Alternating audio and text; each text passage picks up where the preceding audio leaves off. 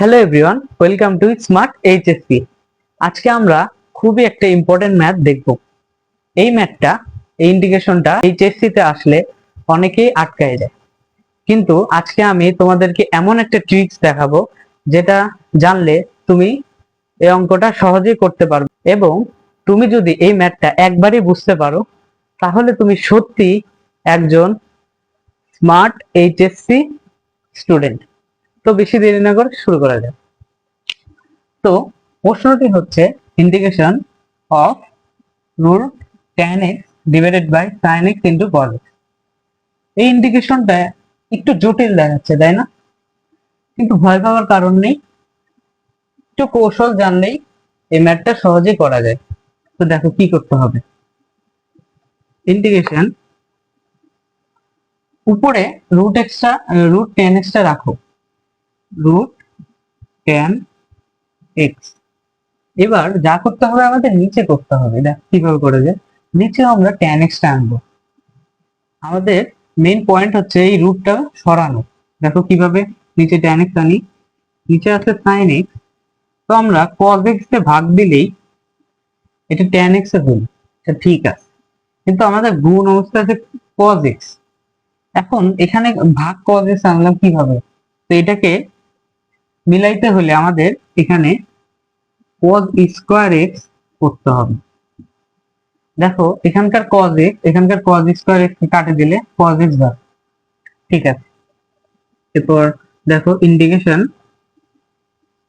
Root over tan x, নিচে হলো tan x into cos square x dx। এবার দেখো ইন্টিগ্রেশন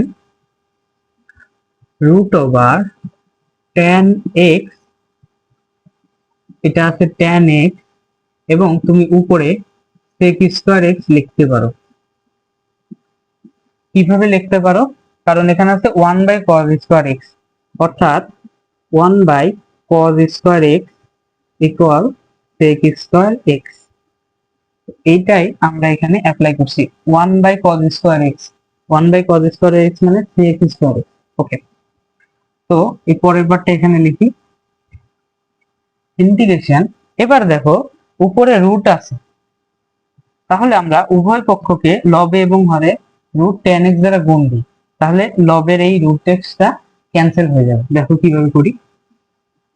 উপরে আছে রুট tan x, আমরা এক্সট্রা করে রুট tan x গুণ দিলাম এবং ছিল sec স্কয়ার x এর সাথে d, এবং নিচে আছে tan x এবং এক্সট্রা করে tan x টা গুণ দিই। উপরে নিচে লবে এবং হরে রুট ওভার tan x গুণ দিচ্ছি। ওকে, এবার দেখো রুট ওভার মিলে হয়ে যাচ্ছে tan x।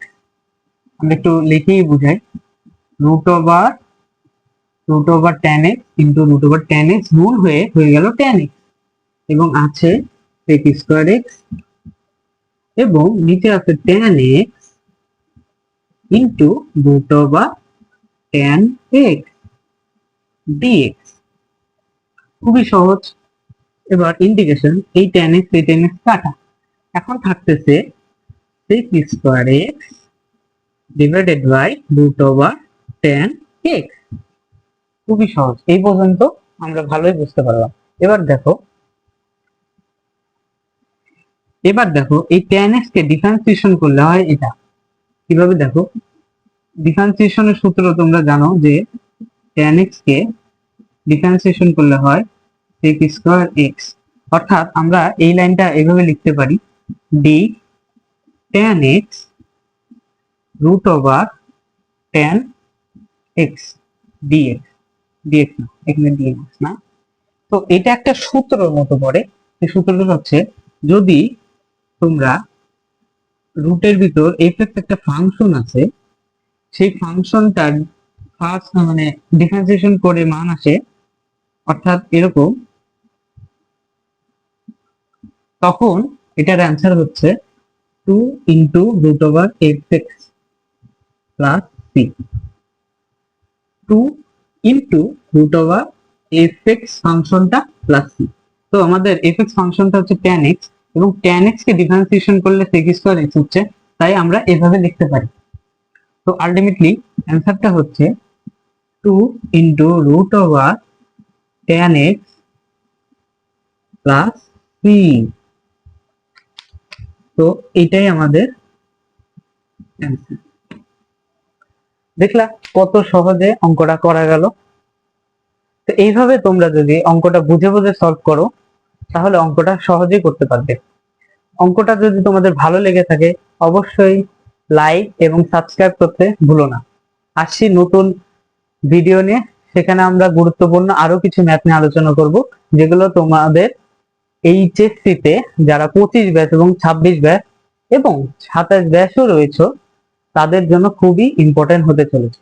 তোমাদের জন্য যদি কোনো প্রশ্ন থাকে অবশ্যই কমেন্টে লিখে জানাও, এবং তোমাদের যদি কোনো ম্যাথ অথবা কোনো অধ্যায়ের ম্যাথ জানার প্রয়োজন থাকে তাহলে তোমরা কমেন্টে জানাও, আমি যথাসাধ্য উত্তর দেওয়ার চেষ্টা করব।